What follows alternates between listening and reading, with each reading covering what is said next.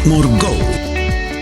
Assalamualaikum warahmatullahi wabarakatuh. Apa khabar semua? Cik Man harap semuanya berada dalam keadaan sihat walafiat di samping keluarga tercinta.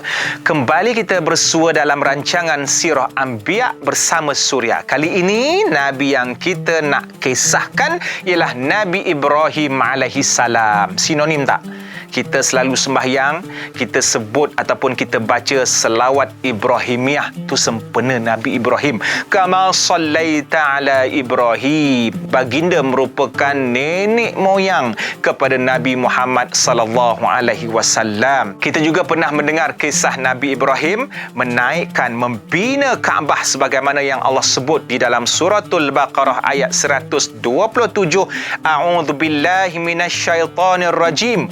Wa idh yarfa'u Ibrahimul qawa'ida minal baiti wa Ismailu rabbana taqabbal minna innaka antas sami'ul alim. Maksudnya, dan ingatlah ketika Nabi Ibrahim bersama-sama Nabi Ismail meninggikan binaan asas-asas tapak Baitullah, iaitu Kaabah itu, sambil kedua-duanya iaitu Nabi Ibrahim dan anaknya berdoa, wahai Tuhan kami, terimalah daripada kami amalan kami, sesungguhnya Engkaulah yang maha mendengar lagi maha mengetahui. Kita juga adik-adik dan tuan-tuan pastinya pernah mendengar kisah Nabi Ibrahim dan isteri-isterinya iaitu Sarah dan Hajar yang melahirkan daripada mereka berdua ini keturunan Nabi Ibrahim iaitu Nabi Ismail alaihissalam dan Nabi Ishaq alaihissalam. Dan kisah bagaimana Nabi Ibrahim diperintahkan oleh Allah Subhanahu Wa Taala untuk menyembelih Nabi Ismail. Bayangkan tuan-tuan dan adik-adik sekalian,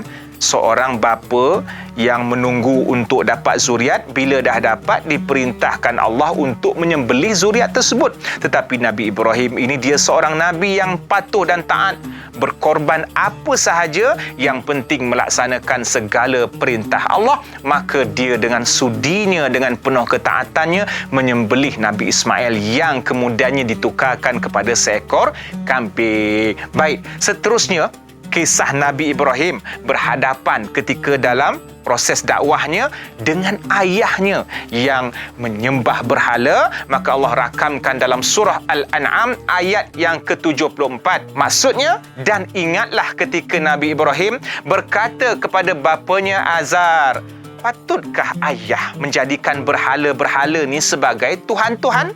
Sesungguhnya aku melihatmu dan kaummu dalam kesesatan yang nyata. Itu ujian terhadap bapa sendiri. Kita dengan mak bapak kita ni kalau nak cakap lebih kan takut kita dicop sebagai anak derhaka. Tapi itulah tanggungjawab yang berkaitan dengan tauhid, menyembah Allah yang mesti kita sampaikan walaupun kepada ibu bapa kita sendiri. Dan ingatlah satu kisah ya adik-adik dan tuan-tuan, ketika mana Nabi Ibrahim ni nak dibakar oleh seorang raja yang zalim. Akhirnya Allah menyelamatkan. Api itu yang asalnya, yang fitrahnya itu membakar, tapi tidak membakar Nabi Ibrahim. Inilah tanda kekuasaan Allah. Dan dalam Quran juga menyebutkan tentang karakter ataupun sifat perangai Nabi Ibrahim ini sebagai seorang yang penyabar dan lembut hati, bertimbang rasa. Lagi dia ini sangat suka kembali kepada Allah dan mengerjakan amal bakti sebagaimana yang disebut dalam surah Hud ayat yang ke-75.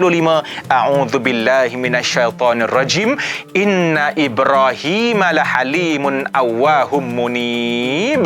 Sesungguhnya Nabi Ibrahim itu seorang penyabar, lembut hati dan suka kembali kepada Allah dan sentiasa membuat kebaktian. Sehingga jumpa lagi di lain masa. Assalamualaikum.